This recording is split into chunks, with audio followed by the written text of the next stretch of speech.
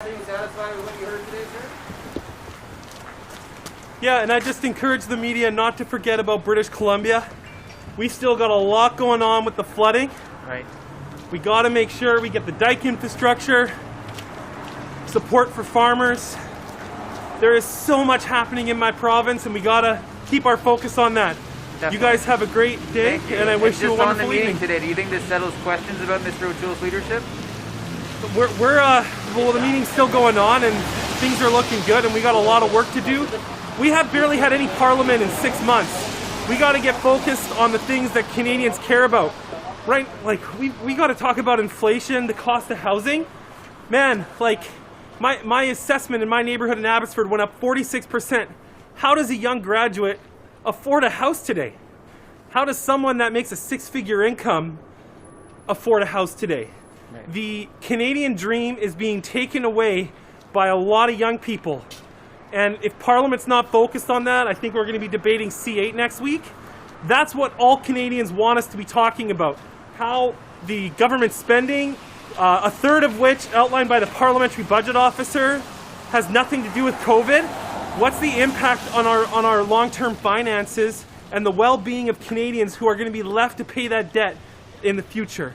Those are the questions that need to be answered right now, and that's what the Conservative Party's focusing on. And obviously, top of mind, the protest this weekend. Any thoughts on that, sir?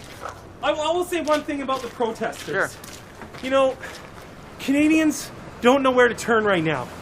And I think the Ottawa media, the establishment media, has been looking for controversies with some of these truckers. They're trying to find all the bad things that someone might have said on social media.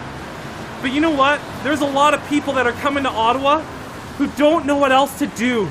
Right. Because their lives have been impacted just as much as mine and yours the last 2 years. And they're trying to find a constructive way to let people know, hey, I'm not okay with what's happening. I'm not okay with everything the government's doing. And you know what? If they want to drive across the country, I think that's actually a really healthy way to demonstrate what you feel about something. And that should be encouraged. Absolutely, but are you concerned in any way about more extremist elements who are attempting to hijack that legitimate protest? Is that not cause for any concern? Well, you know what? That's something that is a part of any protest movement. But we don't normally get death threats, sir.